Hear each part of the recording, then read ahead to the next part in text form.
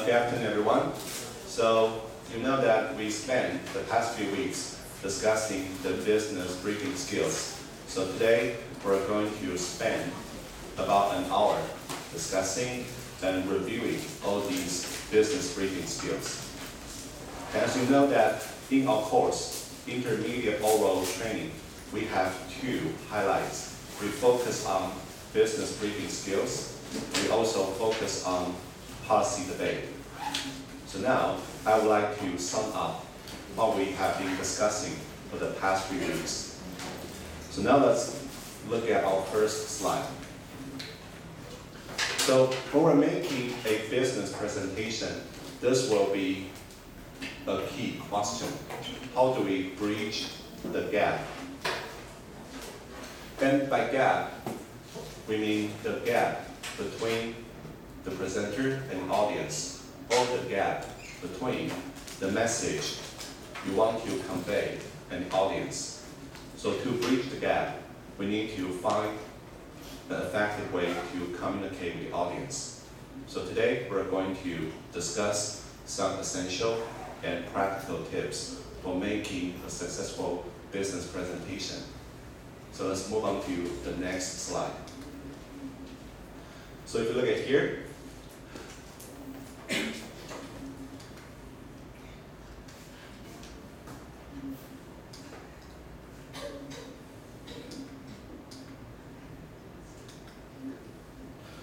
so now I would like to begin by discussing our outline for our discussion today. So we divide our discussion into two parts. So we will finish the first part today.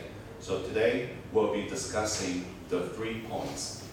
So firstly, we will have a brief introduction. We will discuss how we classify business presentations. And then we move on to discuss how to structure your business brief. Finally, we will discuss how to make effective use of your visual aids, or the so-called projection slides. So now let's look at the first point. So when we're discussing business presentations, our first question is, what purposes do they serve? And we can actually classify business presentations into the 4 categories. We have the informative, persuasive, requesting, and entertaining business presentations. So now, let's start with the first, the informative business presentation. So normally when we make an informative business presentation, our job is to provide necessary information for the audience. So you simply want to convey simple message.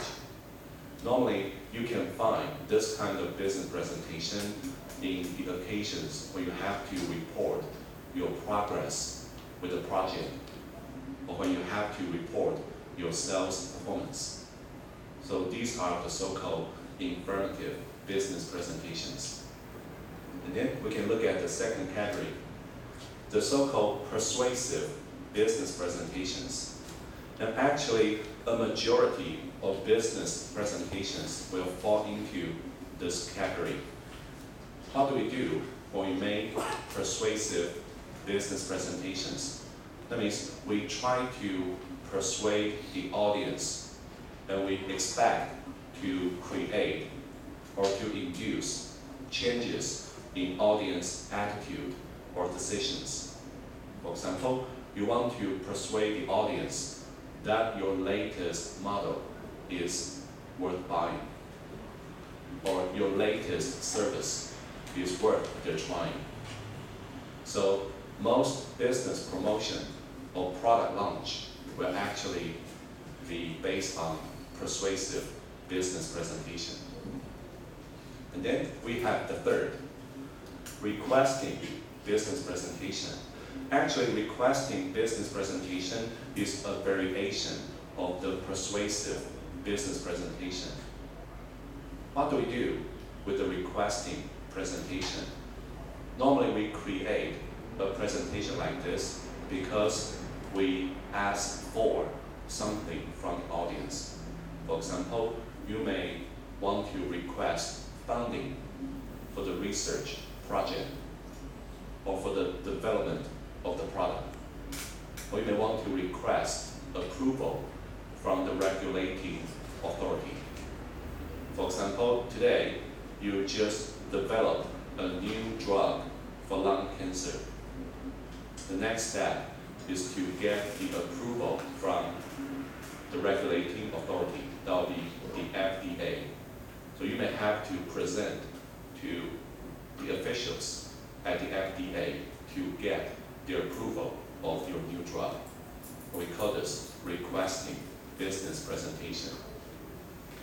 And of course, in many cases, you can find that people tend to combine the approaches in persuasive and requesting business presentations. And then we have the last, the entertaining presentation. This kind of presentation is often used in a more social occasion. So normally it is conducted in a less formal style. For example, we can find entertaining business presentations at the reception party, dinner party, or the farewell party. Right? And normally you don't discuss highly serious topic. You may just make a presentation to remember a vital member of the company. But in the semester, in our class, we mainly focus on how to create successful, persuasive business presentation. And the product launch or the service announcement you make belong to this category. Right, so having said that, now we can move on to the second major topic. So how do we structure our business brief? And actually, in the previous weeks, we have mentioned some useful tips. So now, let's quickly recap the tips. So let's look at here.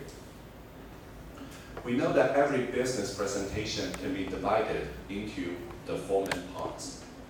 Firstly, we have introduction. Secondly, we have the main body or the main discussion. Thirdly, we have the conclusion.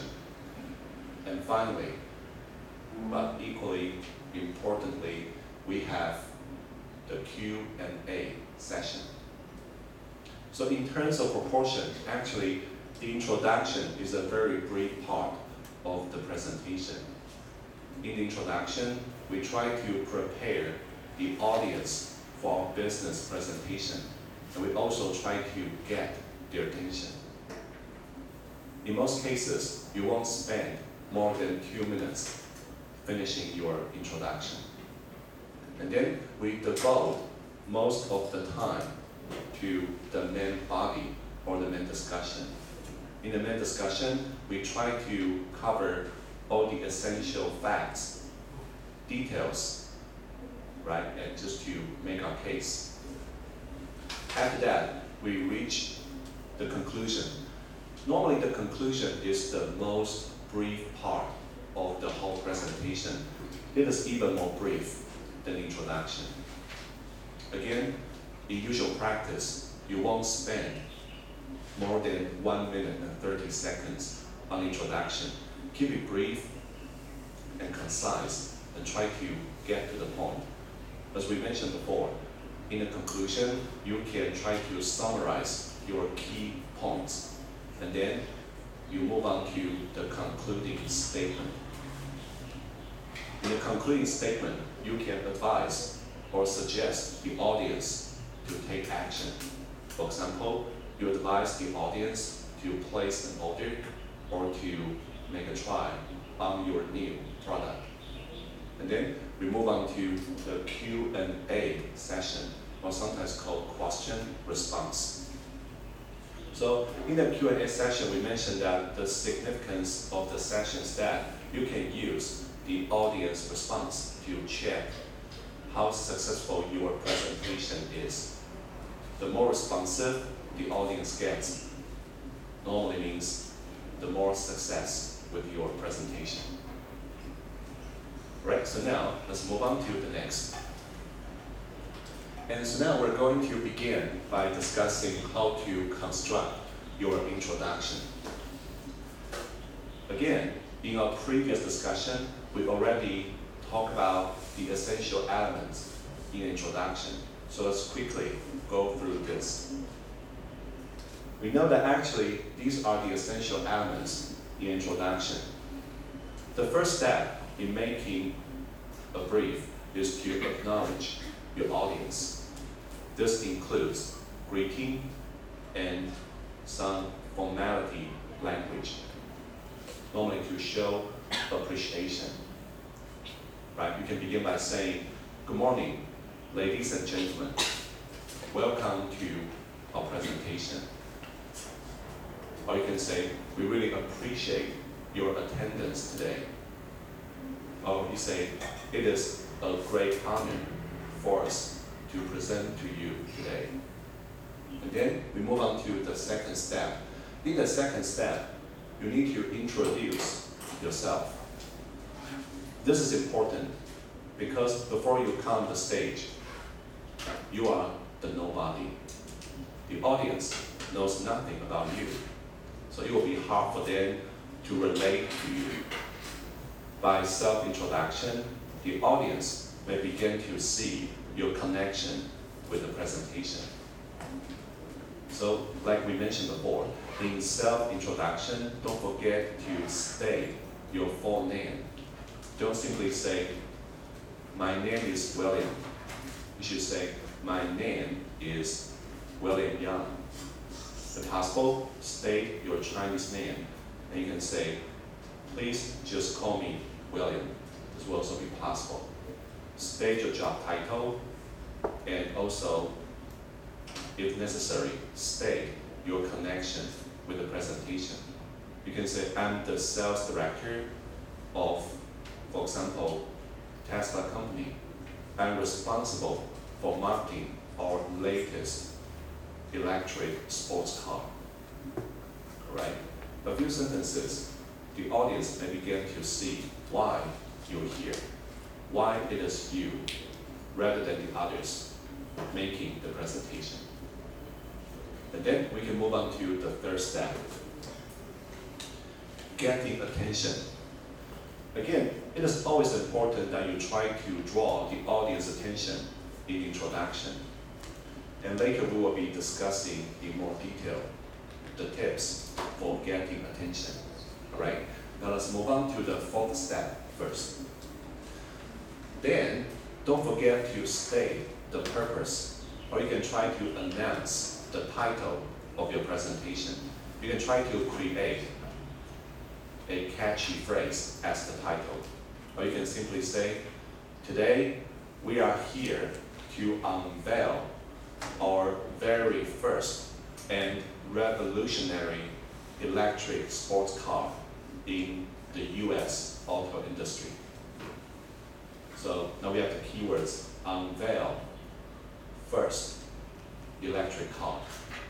If possible, you can also name the model of the product. And then we move on to the essential element of introduction. Don't forget to provide an outline of your presentation. Assuming I'm presenting the latest electric sports car for an electric auto manufacturer. How about let's call this Tesla. So you can say, I will divide my presentation into the four main parts. At the beginning of the presentation, I will discuss the design principles behind our car. In the second part, I will be discussing some important features of our latest electric car. Then in the third part, thirdly, I will be introducing the stylish and sleek exterior and interior design of our very first sports car. In the final and the fourth part, I will be discussing the fuel economy you can enjoy when driving in our electric car. We're going to prove to you how much cash you can save when you drive our electric sports car. Right, so you can briefly summarize all your key points. And then before you finish your introduction, do not forget to relate your question-taking policy. Don't forget to tell the audience how you will deal with the questions. Again, you can welcome them to interrupt you anytime. Or you can also ask them to put off their questions and comments until the end of the presentation. So you may say, so we're going to have a 10-minute Q&A session at the end of the presentation, so you're welcome to raise any questions or make any comments. Great. So far, do you have any questions? Anyone?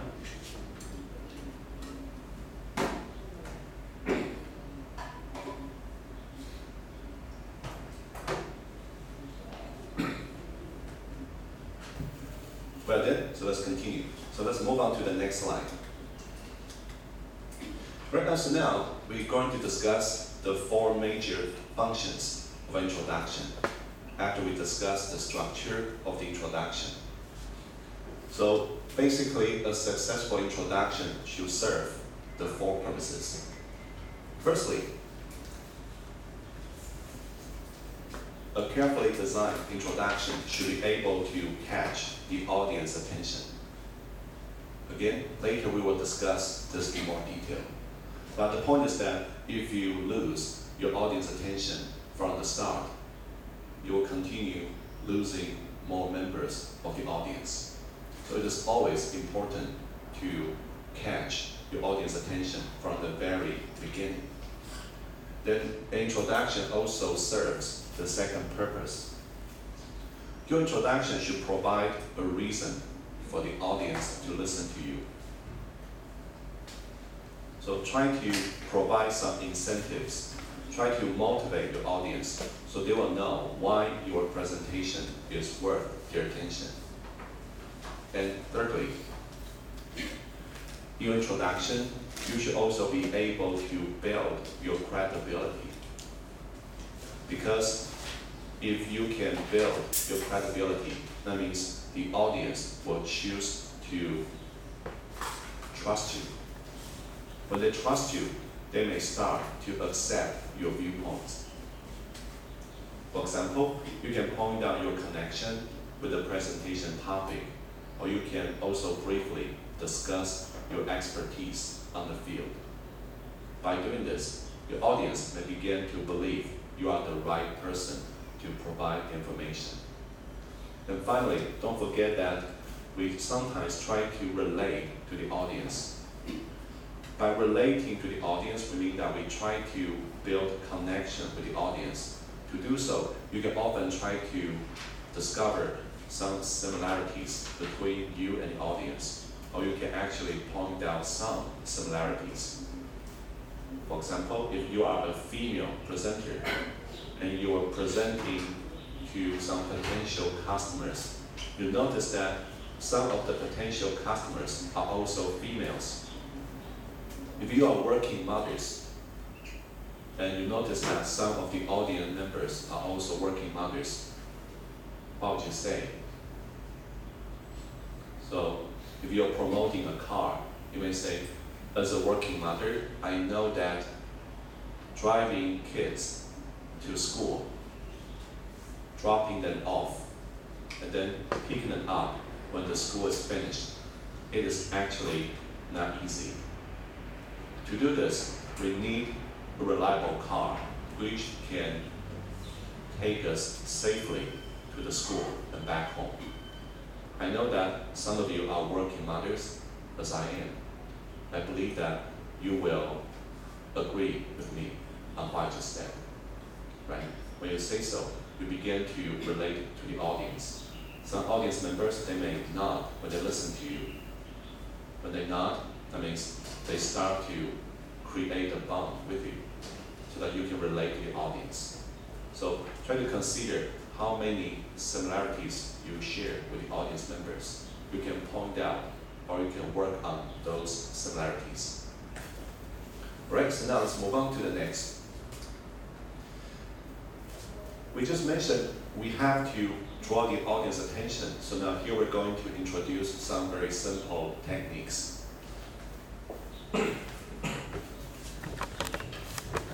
So now if you look at over here, so we're going to introduce the 7 techniques through which we can try to draw the audience attention. And here's the first one.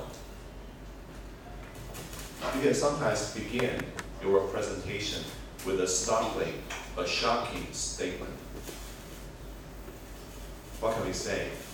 For example, if you believe that the new product you're promoting is highly important, you may say, ladies and gentlemen, you're here today to bear eyewitness to a historic day on which we unveil one of the most important technical inventions of the century. When they listen to you, they begin to wonder, historic day, the most important, what does he or she try to tell me? So they will continue listening. Or sometimes you can try to provide a surprising or even shocking piece of statistical data. For example, now you're trying to promote the new drug for lung cancer. And you may try to use some statistics to tell the audience how deadly lung cancer can be. So you may say, after I finish the sentence, another 2 Americans already died of lung cancer. When you say so, your audience may begin to wonder at how serious the problem can be. And then we can try the third technique. Sometimes we can try to use a quotation, but you can quote from a famous person or any celebrities, or maybe someone important in the industry. For example, you can try to quote from some business leaders or business tycoons.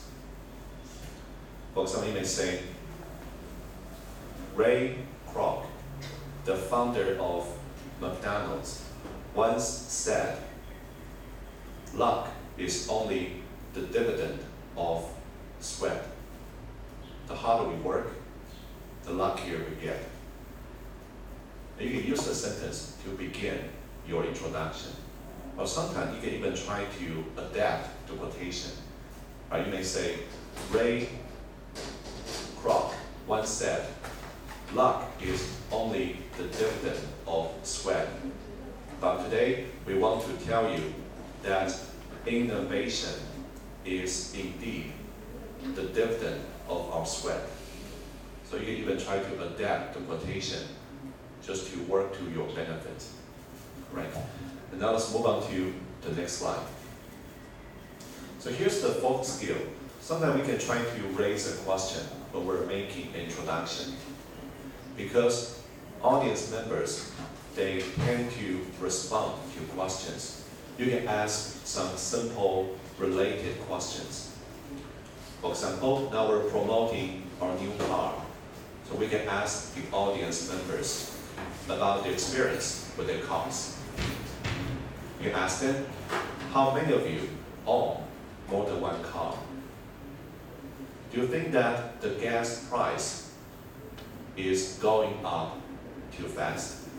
They may say yes, they may say no. But when they're responding to your questions, whether by raising hands, shaking their heads, or nodding their heads, they're responding to you. And then you also begin building the connection. Now here's the next technique.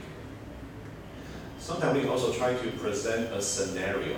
You can ask the audience to imagine a situation. So now, when promoting an electric car, you can ask the audience to imagine what it is like when they are living in the future. So you may say, try to picture this. Now, you're in the year of 2050.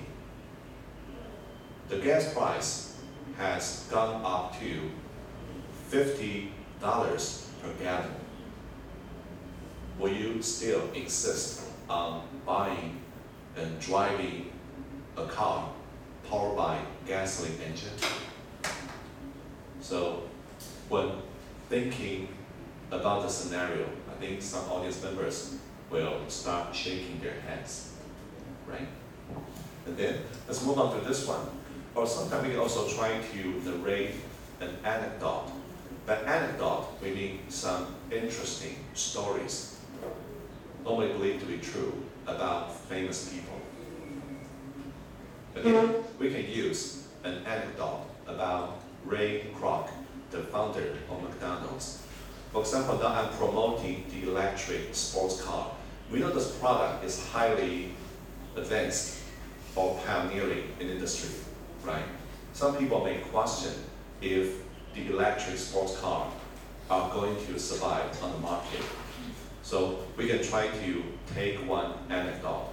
You may say, when Ray Kroc founded McDonald's in 1961, he bought the original restaurant from McDonald Brothers. He paid $2.7 million US.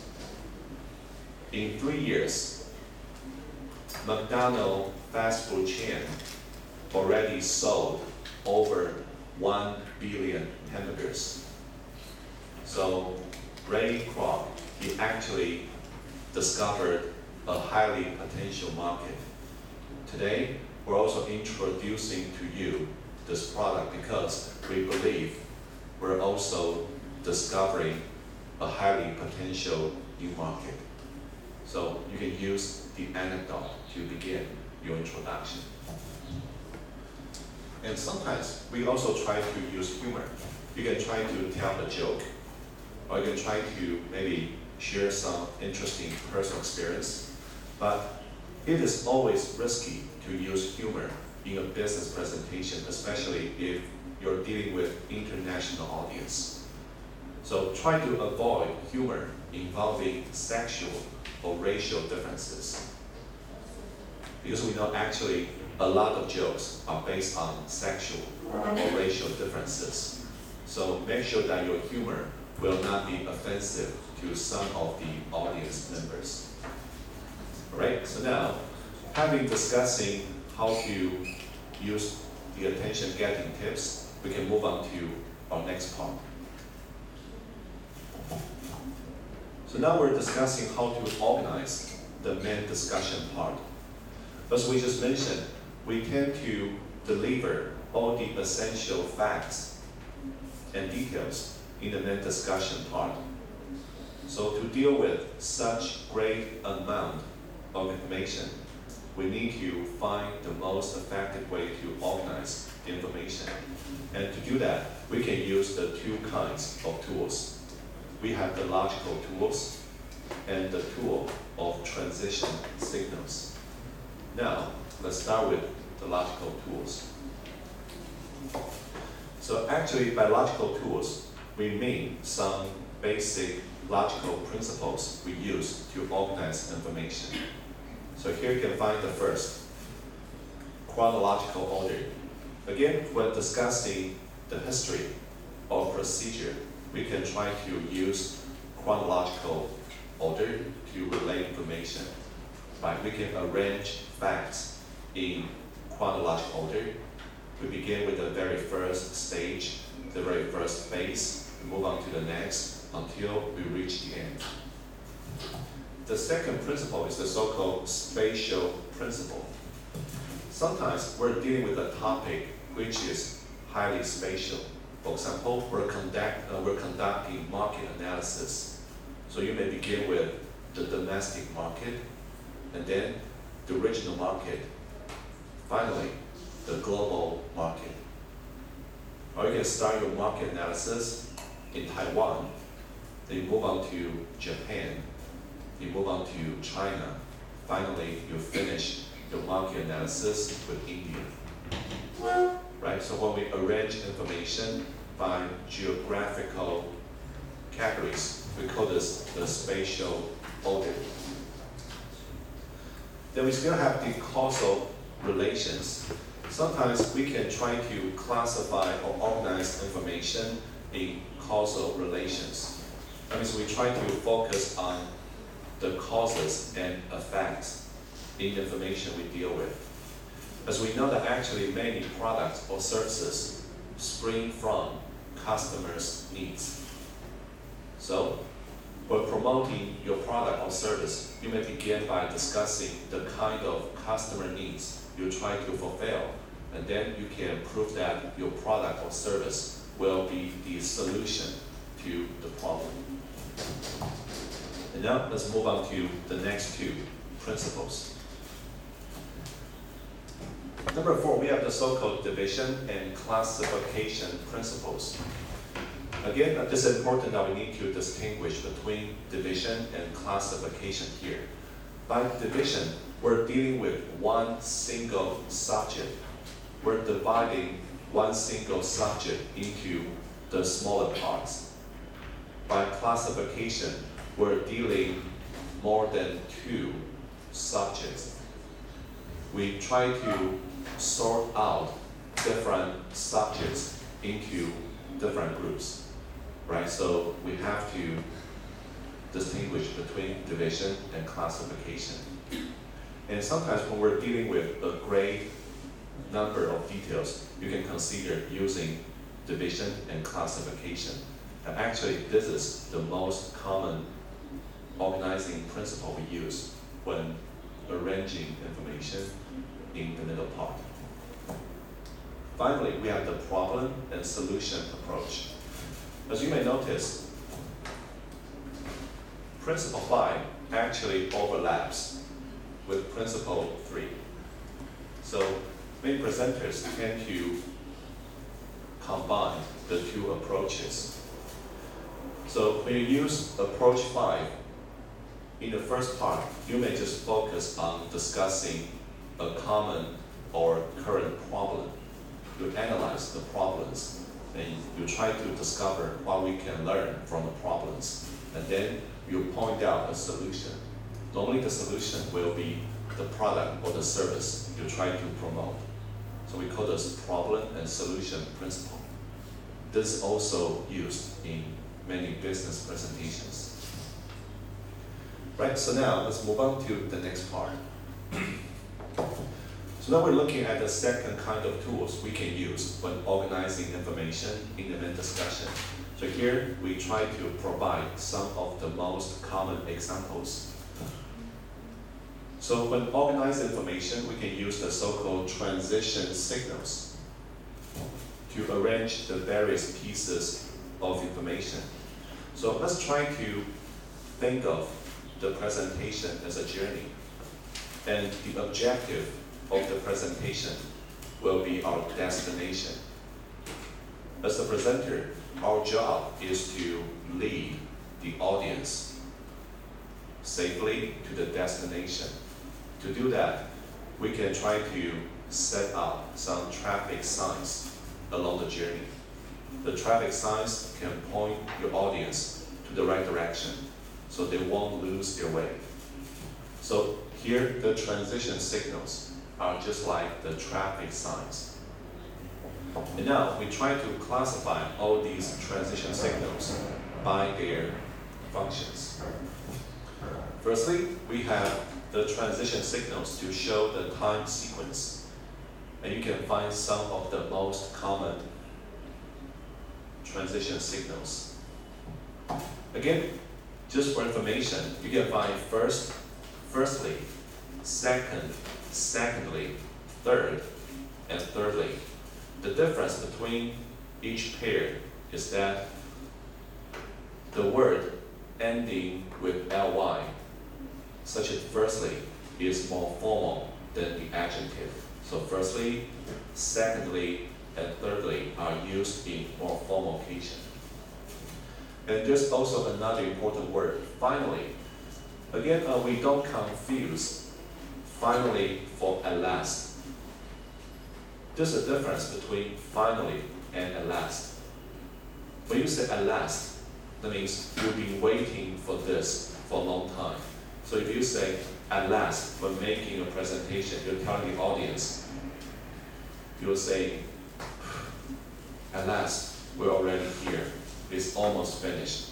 My torture will end very soon, right? So we don't use at last when making a presentation. Again, we don't use eventually. But you can use finally to show the order of the sequence. Again, when referring to the final items, we can also have two other choices. We can use last but not least, or last but equally important.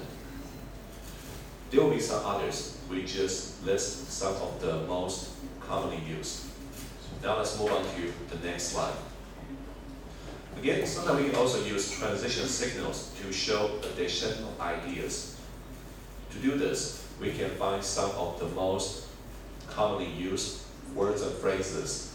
We have additionally the adverb, aside from the phrase, besides the preposition, following our discussion, following our talk. Following is also a preposition. When we're using the transition signals, it is important that you need to remember what part of speech they fall into. Because different parts of speech will dictate different usage. And then let's move on to the third function. We can also use transition signals to show affinity and contrast. By affinity, we mean similarities. So to show similarities, besides similarly, we can also have other choices. We can also use to as well, or sometimes likewise. To show contrast, we have many examples here. But again, the difference between however and nevertheless is that nevertheless can signify a more formal tone. And in many cases, we also use on the other hand to replace but. On the other hand is actually an indirect choice for but. Sometimes we want to avoid using but. So you can replace but with on the other hand. And now we come to the next category. Again, when discussing causality, by causality we mean when you're discussing causes and effects. Again, here we have all these choices.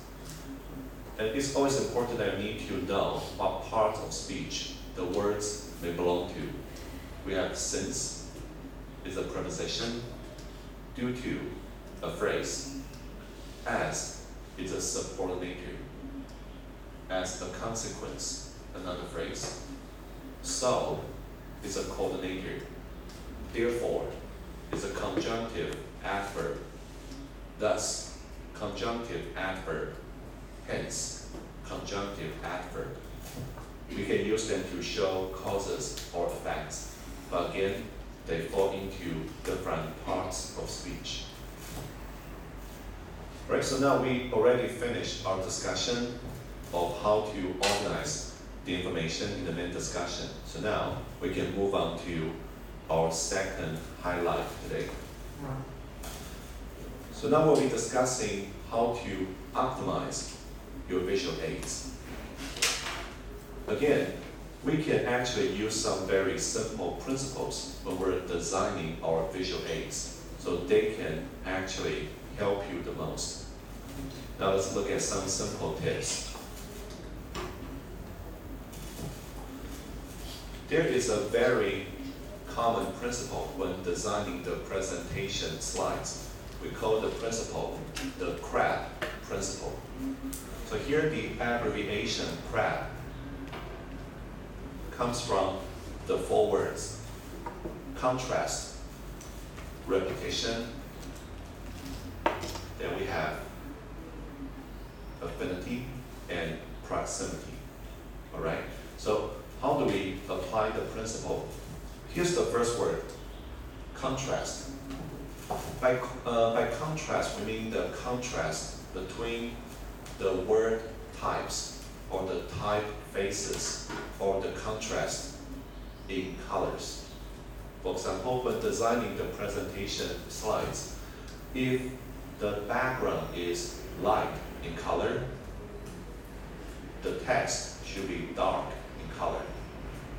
Again, in the opposite case, if the background is dark in color, the text should be light in color. If you do so, you create the strong and clear contrast. Using the right contrast can help the audience to easily see the information on the slide. The second one, repetition. It is always important to repeat the key words and phrases in your presentation slides. Let's look at one example.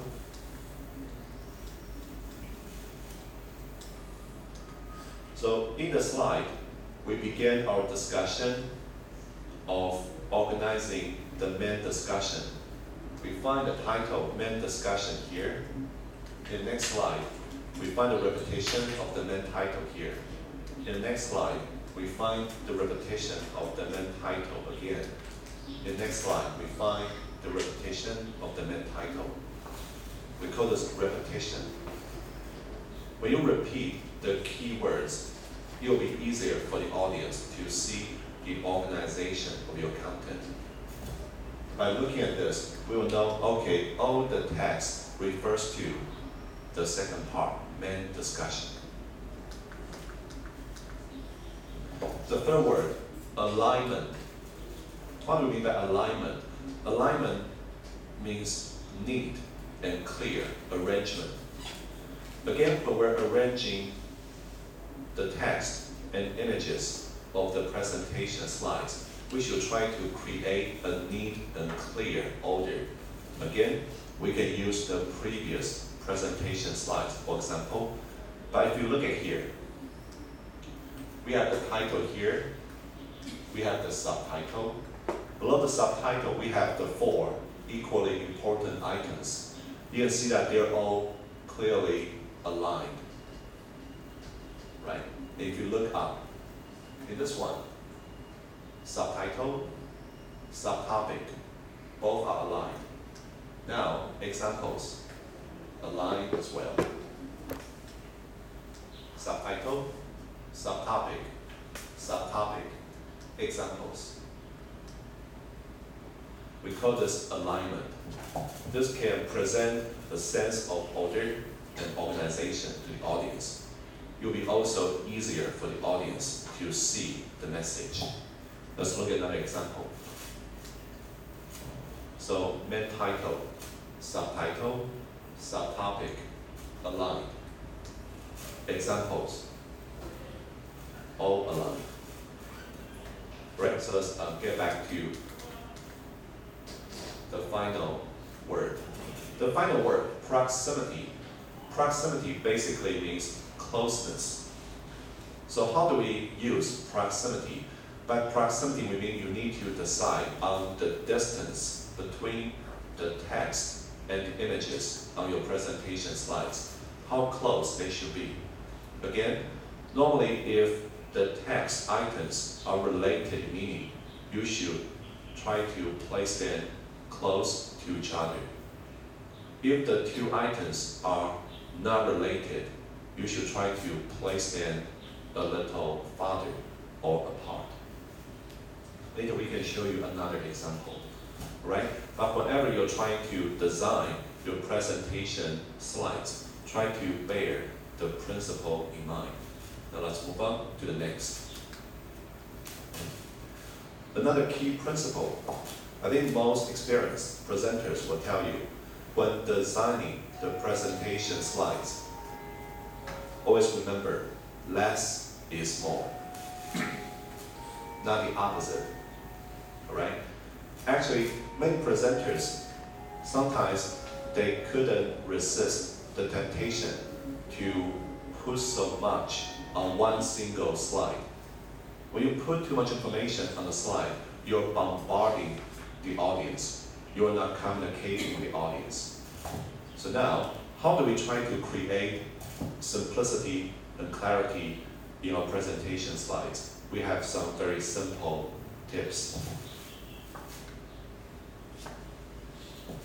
We can use some numbers to summarize the principle.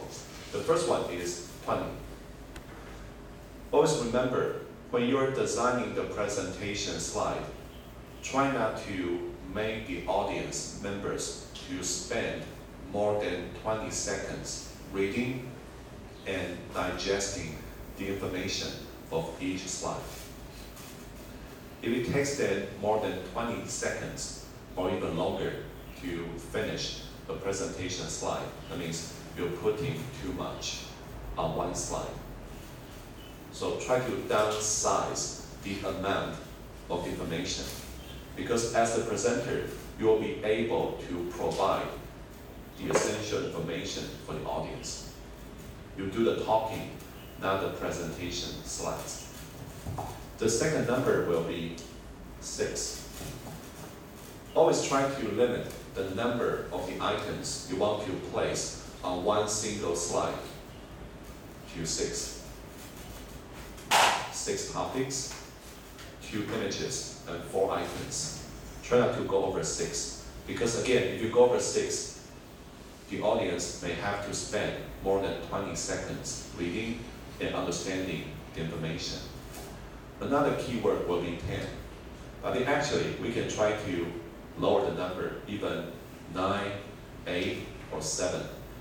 For each topic or item, try to use fewer than 10 words to describe the item. Try to avoid using sentences, a complete paragraph. Try to use keywords or phrases. Keywords and phrases are easier to understand and they get to the point, right? And the final number, 0. When making a business presentation, especially when you're dealing with the general audience, always try to avoid using jargons. By jargons, we mean some professional terms we use in a certain field. For example, now, maybe you're introducing your latest financial product to some housewives. And then you mention the words such as equity, liquidity, asset analysis, portfolio, and collateral. I think after all these words, your general audience, they may begin to snore, right? Because these words are not what they expect. These words can just be beyond their comprehension, even though you can try to explain those jargons. But actually, if you can explain the jargons, try not to use the jargons, just present the ideas themselves. So, the number 0, or if really necessary, as few as jargons as you can. Now, we can compare 2 samples. I would like you to compare the following 2 presentation slide samples. So here's one delicate and carefully designed presentation slide. The presenter is trying to compare iPhone 5.6 and its competitors. It's a very detailed chart.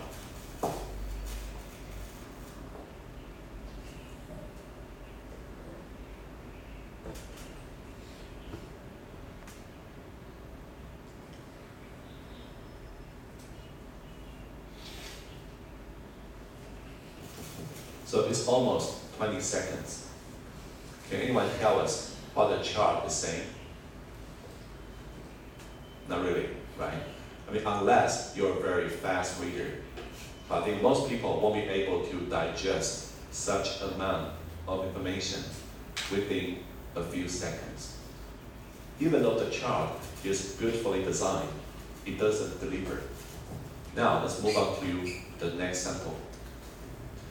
Again, we're still presenting iPhone 5.6, and we're comparing iPhone 5.6 with its competitors. Now, here's the title. Right, iPhone 5.6 versus its competitors. We have the image now. here's our product. We have the competitors. And then we begin to discuss the difference between the products. So we can say, in a word, iPhone 5-6 outwins all its competitors on the market. Firstly, it is obviously lighter in weight. Its second feature is that with the newly designed microchip, iPhone 5-6 is able to deliver more performance, giving the same amount of time. And its last but not least feature will be its higher quality of LCD display. So which presentation slide, I'm sorry, is more clear? This one or the previous one? Right, I think we can probably say that it's this one. So here we find the use of the principle of prep. We have the title, the image, and the text items. How many items can we find here? 1, 2, 3, 4, 5, 6. There are 6 items in total. So number 6. And then, do we have the strong contrast in colors? The background is almost white and gray. The words are purplish blue. We have the strong contrast in color. Are the words, are the text aligned? Yes, the text and the image are all aligned. Do we have the repetition of the keywords? iPhone 5S. So we can say the presentation slide also applies the CRAP principle. Right, so now, just bear with me. We're getting now to the final point. Again, so when designing your presentation slides, another important consideration will be the layout system. So normally we can use the 2 layout systems. Here's the first one. We already discussed this last week. We can use the so-called multi-layered layout system. We use the multi-layer layout system when we're dealing with highly complicated information, when you need to layer the information up in many times. And we also have the so-called 3-tiered system. By tier, we mean the layer, like the 3-tiered wedding cake. So the 3-tiered system is also commonly used. We use that to sort out information of more simple structure. So now we can have a quick look at the 2 samples. In this case, we see the use of the 3-tiered layout system. The first digit will indicate the main topic. The second digit indicates the subtopic. The third digit indicates the examples or details. And now let's look at the sample of the multi-layered layout system. Like what we discussed, in the multi-layered layout system, we can use Roman numerals, alphabets, even Arabic numbers to sort out information. So here again, the main title, the subtitle, the subtopic, the details, or examples.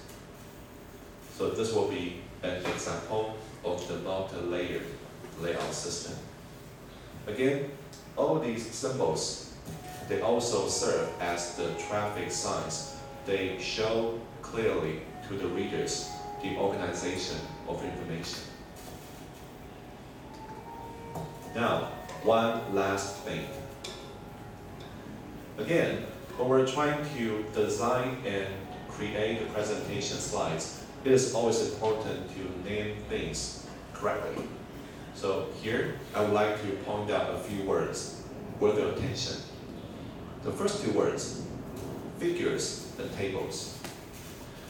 So remember, whenever you provide a graph or a chart, whether pie chart, bar graph, or line graph, we always call a graph or chart a figure in the presentation slides.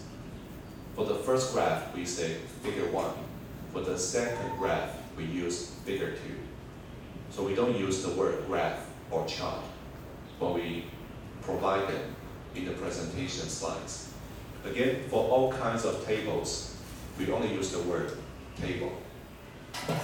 For the first table, we use table 1. For the second table, we use table 2. Now the second pair of words. When we're relating basic information about the product, we use the word specifications. And remember, specifications always ends with S. So we don't miss the letter S. And sometimes specifications can also be shortened as specs, S-P-E-C .S. And please do not confuse specification with specifics. By specifics, we mean specific details. So in a presentation, you can say, later, I'll relate more specifics. But specifics is not equivalent to specifications, even though the two words may look alike. And the final pair, whenever we want to use a picture or photo in the presentation, we call the picture or the photo a graph. Again, we use Arabic numbers to show the order. Graphs 1, 2, 3, and etc.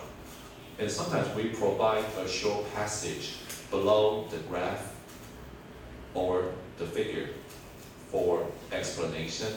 The short passage below is called caption. So we don't just call them the words or sentences, right? So when referring to the explanation passage below the figure or the graph, we use the word caption. So I think that these are some of the items some presenters may mistakenly refer to. So this is the end of our first part for today. So do we have any further questions? Right. So then I think later we can move on to our second topic.